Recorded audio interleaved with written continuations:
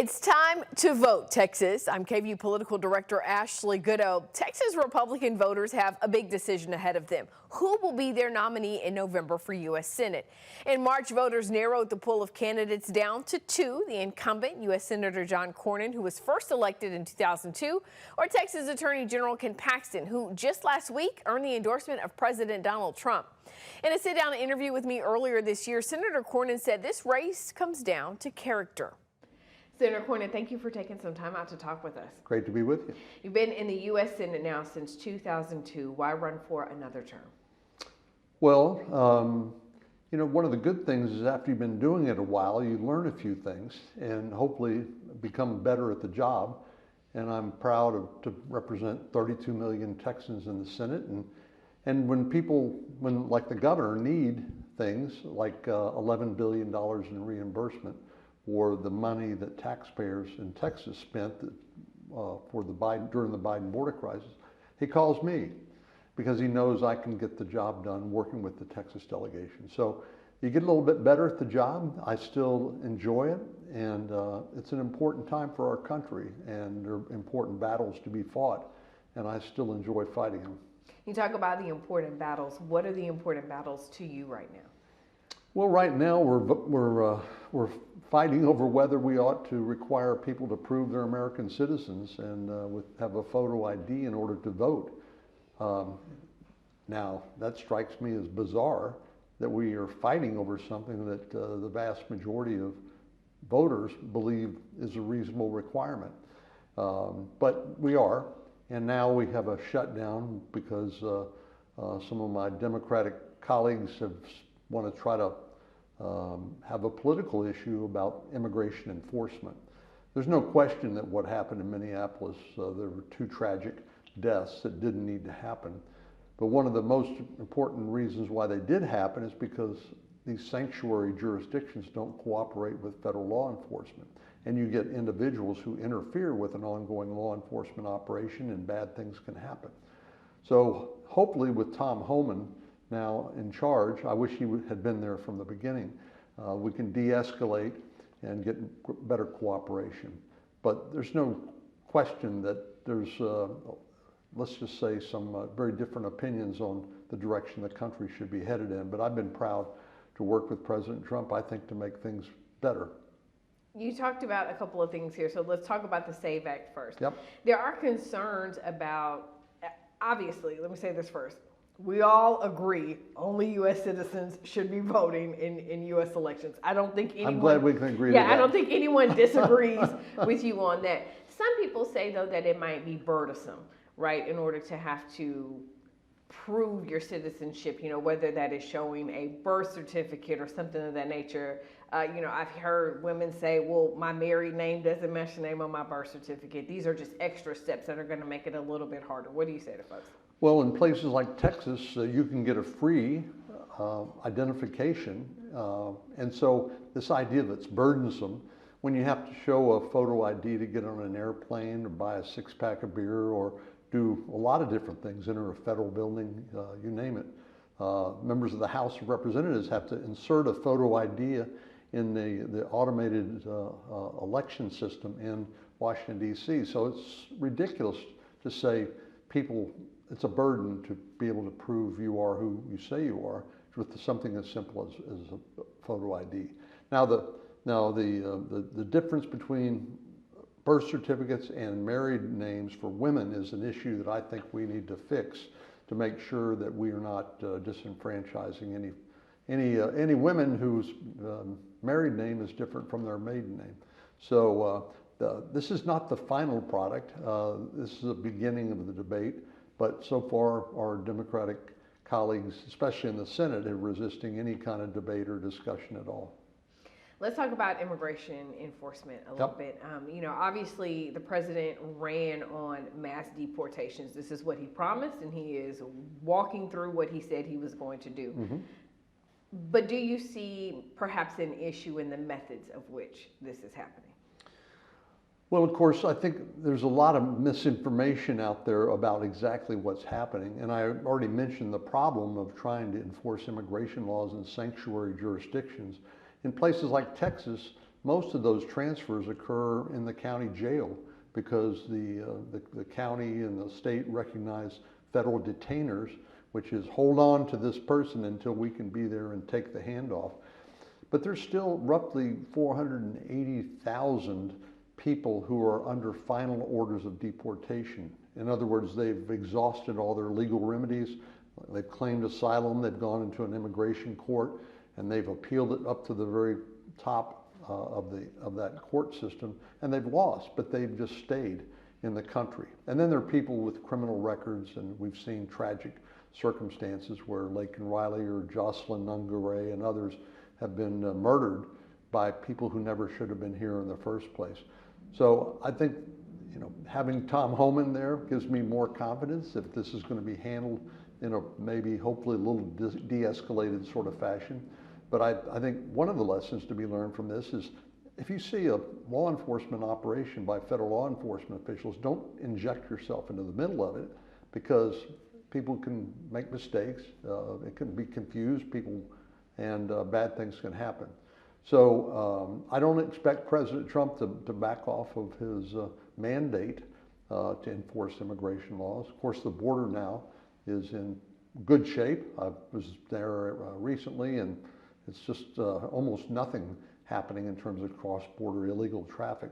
But now the people who are here, who came in during the 4 years of the Biden open border policies, there obviously has to be some enforcement of those laws and removal of many of those from the country. Is there a way for ICE agents to remove those people from the country without getting U.S. citizens caught up in the mix? We've heard story after story of U.S. citizens who've been taken into custody or who have been apprehended only to be let go later.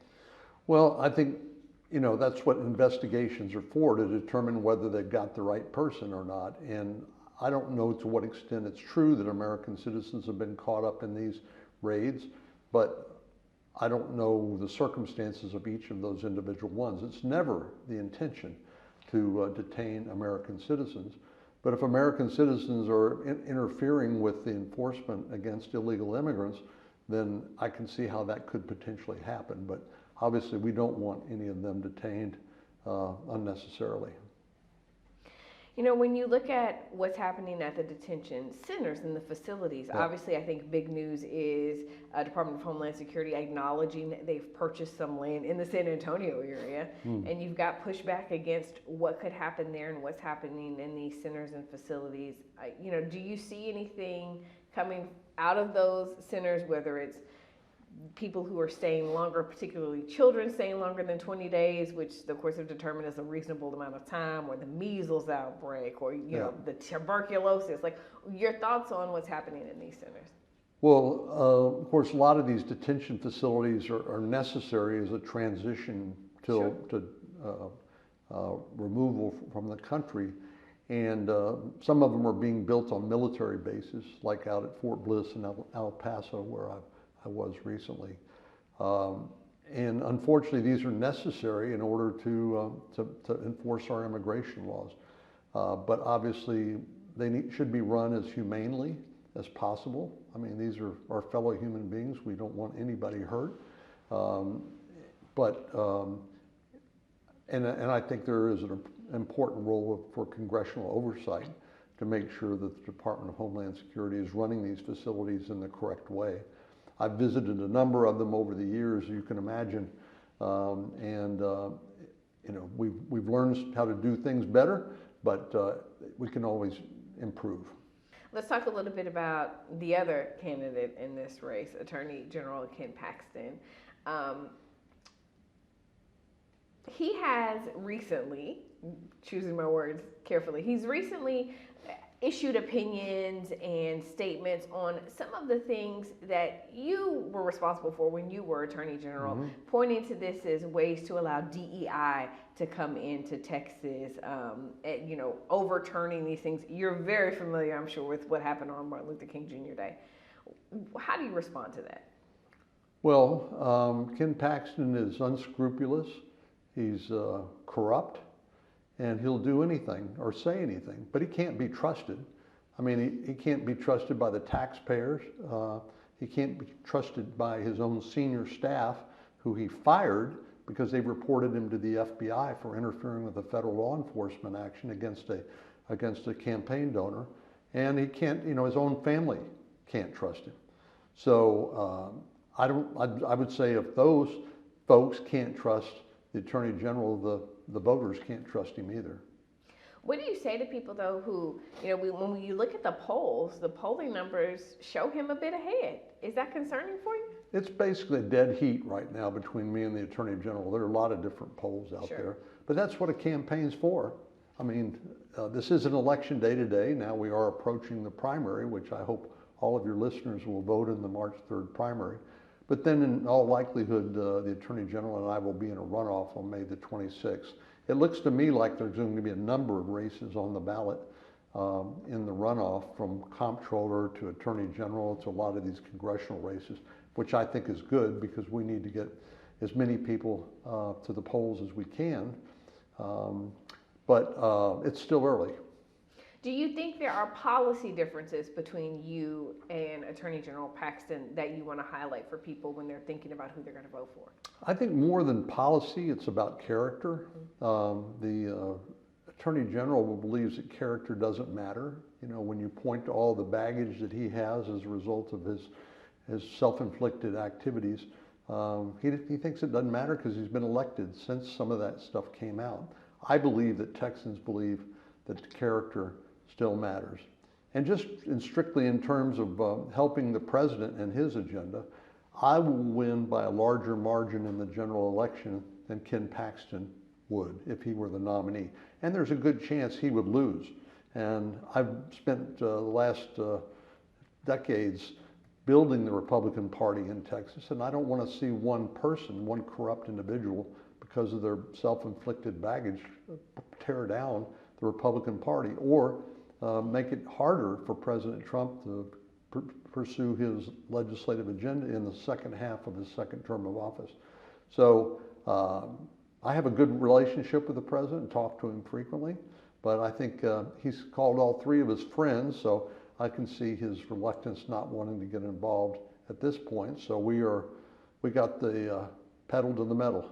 You say reluctant to endorse now. Do you feel like that could change come May? Yeah, I mean, there's one person on the planet who knows the answer to that question, Sure. and it's not me. So we'll see what happens. But in the meantime, we are working hard and trying to earn the support of Texas primary voters. This is not my first rodeo. We've done this before, and I think I've got a great team, and we've got a great message, and so I'm optimistic. Okay, final thoughts for our viewers about why they should elect you this March. Well, I think if you're a Republican, then if you want to win, and if you want to win these 5 new congressional seats that have been redrawn to hopefully help us keep the House of Representatives so that President Trump won't be impeached for a 3rd time, I think I'm your best bet because I will win by a relatively comfortable margin. I'm not saying it'll be easy, but I'm confident of that. And I think I'll be able to help all the Republican candidates down ballot because I'll be at the top of the ballot. President Trump won't be there. So I'll be at the top of the ballot. So the better I do, the better I think Republican candidates do across the board. We reached out to Attorney General Ken Paxton's campaign multiple times over the course of several months, requesting an interview with him. We never heard back. The winner of the Republican primary runoff will face State Representative James Tallarico in the November midterm election. Remember, the polls will be open from 7 a.m. until 7 p.m. on Election Day, May 26th. Vote Texas.